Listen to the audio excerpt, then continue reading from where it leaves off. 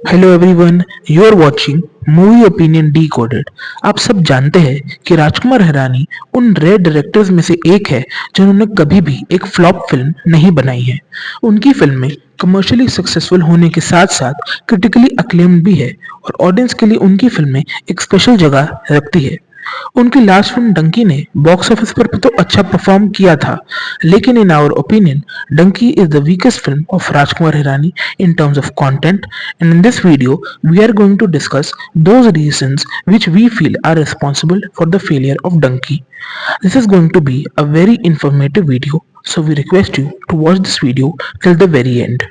Reason number one, unconvincing emotional scenes और moments. हम सब जानते हैं कि राजकुमार हिरानी की फिल्मों में इमोशंस कितना इम्पोर्टेंट रोल प्ले करते हैं।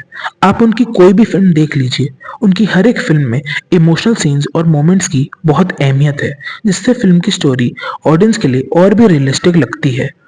पर डंकी में ज्यादातर इमोशनल सीन्स अनकन्विंसिंग थे, जैसे कि शाहरुख खान के कैरेक्टर का जज के सामने मोनोलॉग राइटिंग वाइज तो काफी इम्पैक्टफुल था, लेकिन उसे सुनते वक्त वो पूरा मोनोलॉग बहुत ही अंडरवेलमिंग साउंड कर रहा था due to the dialogue delivery of Shahrukh Khan जो बहुत ही मोनोटोनस थी। प्लस उनके फेशियल एक्सप्रेशन भी कुछ कुछ टाइम पर वियर्ड होने लगे थे, जिससे इस इमोशनल सीन की इंटेंसिटी और भी कम हो गई थी। प्लस शाहरुख खान इस सीन में काफी पोटेंशियस भी लग रहे थे। फिल्म में दूसरे इमोशनल सीन्स भी इतने कन्विंसिंग नहीं थे जिससे ऑडियंस इन कैरेक्टर्स के स्ट्रगल को समझ सके। एक ऑब्जर्वेशन जो हमने नोट की थी वो थी कि राजकुमार हिरानी की प्रीवियस फिल्म्स में फादर का एंगल जरूर होता है, either as a main theme और अ सब प्लॉट, पर डंकी में ऐसा नहीं होता है। कितना अच्छा होता कि तापसी के कैरेक्टर और उनके फादर के कैरेक्टर के कुछ हार्ट टचिंग इमोशनल मोमेंट्स और सीन्स फिल्म में होते, जिससे फिल्म की इमोशनल डेप्थ सिग्निफिकेंटली बढ़ सकती थी। What are your thoughts on this? Share your opinion with us in the comment section. Reason number two, below average comedy. Rajkumar Hirani की फिल्मों में कॉमेडी भी बहुत मायने रखती है। उनकी कॉमेडी ऑडियंस के चेहरे पर मुस्कुराहट और हंसी लाने के साथ साथ एक मैसेज भी इनडायरेक्टली कन्वे करती है। उनकी फिल्मों में सिचुएशनल कॉमेडी और वन लाइनर्स एक हिलेरियस रोल प्ले करते हैं, जिनको राजकुमार हिरानी फिल्म में सही तरीके से प्लेस करते हैं, जिससे वो इफेक्टिव रहे और कॉमिक टाइमिंग भी ऑन पॉइंट रहे। वैसे कॉमेडी तो हर इंसान के लिए सब्जेक्टिव होती है, लेकिन अगर हम डंकी के ह्यूमर की बात करें तो ओवरऑल ह्यूमर, कॉमिक सीक्वेंस और वन लाइनर्स इनइफेक्टिव रहे हैं। फिल्म के कुछ गैग्स बहुत ही अंडरवेलमिंग थे, खासकर शाहरुख खान के कैरेक्टर का ऑफिसर के साथ कॉन्वर्सेशन बहुत ही वीक गैग था, जिसको देखकर आप थोड़ा बहुत हंस सकते हैं, लेकिन बार बार आप इस सीक्वेंस को नहीं देखेंगे। सिमिलरली फिल्म के वन लाइनर्स भी इतने इफेक्टिव नहीं थे as compared to the one liners in his previous films. इसलिए वी फील कि कॉमेडी इतनी अप टू द मार्क नहीं थी जितनी होनी चाहिए थी। Reason number three, lack of relatability. अगर आपने राजकुमार हिरानी की फिल्मोग्राफी को क्लोजली देखा है तो आप जानते हैं कि उनकी फिल्मों में कैरेक्टर्स रिलेटेबल होते हैं। उन कैरेक्टर्स की आपस की इक्वेशन को देखकर ऑडियंस भी उससे रिलेट कर पाती है, लेकिन डंकी में ऐसा नहीं हो पाता है।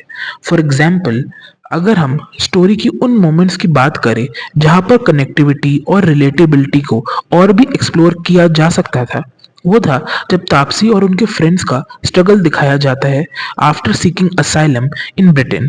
वी फील कि उनके स्ट्रगल स्टोरी को फुल सर्कल तरीके से दिखाना चाहिए था, जिससे ऑडियंस उनके चैलेंजेस और स्ट्रगल्स को और सही तरीके से समझ पाती। हमें ये भी लगता है कि शाहरुख खान के कैरेक्टर के चैलेंजेस भी फिल्म में दिखाने चाहिए थे, जिससे हम उनके कैरेक्टर के भी पेन को और डीपर तरीके से समझ सकते। इसलिए जब हम इन कैरेक्टर्स को 25 साल के बाद फिर से मिलते हुए देखते हैं तो हम खुद भी सोचने लगते हैं कि इतना लंबा टाइम स्पैन इतनी जल्दी कैसे कवर हो गया, विच शोज कि नरेटिव कहीं ना कहीं रस्ट फील होता है। Reason number four, worst on screen chemistry between SRK and Taapsee's character. Film Dunki में शाहरुख खान और तापसी की ऑन स्क्रीन केमिस्ट्री बिल्कुल भी मेमोरेबल नहीं थी। फिल्म में इन दोनों कैरेक्टर्स के जितने भी सीन्स थे उनमें से एक सीन में भी हम इन कैरेक्टर्स के लव और कनेक्शन को महसूस ही नहीं कर पाते। दिस इज बिकॉज ये दोनों ही कैरेक्टर्स बहुत ही प्रिटेंशियस लग रहे थे और ऑडियंस भी इनके पेन, सेपरेशन और सैडनेस से अच्छे से कनेक्ट नहीं कर पाई। शाहरुख एक ऐसे एक्टर है जिनकी on screen chemistry with their female co-stars always looks suitable on screen, लेकिन डंकी फिल्म देखने के बाद you will take back a decent story but you will easily forget the love story between these two characters. We feel that instead of a love story, the makers could have written something else or could have incorporated a friendship angle between these two. What do you feel about this? Do drop your comments. Is Dunki really a bad film? Dunki भले ही राजकुमार हिरानी की सबसे week film हो, लेकिन डंकी पूरी तरीके से एक खराब फिल्म नहीं है। यहाँ पर हम उन एस्पेक्ट्स को डिस्कस करेंगे जिससे साबित होता है कि डंकी एक अच्छी फिल्म है। सबसे पहले हम फिल्म के गाने और साउंड ट्रैक की बात करेंगे। फिल्म में जितने भी गाने हैं उन सभी गानों के लिरिक्स, म्यूजिक और इन गानों की पिक्चराइजेशन भी बहुत ही सही तरीके से की गई है। फिल्म की सिनेमैटोग्राफी और कैमरा वर्क को भी सही से हैंडल किया गया है, इसलिए फिल्म का हर एक फ्रेम काफी विजुअली अपीलिंग लगता है।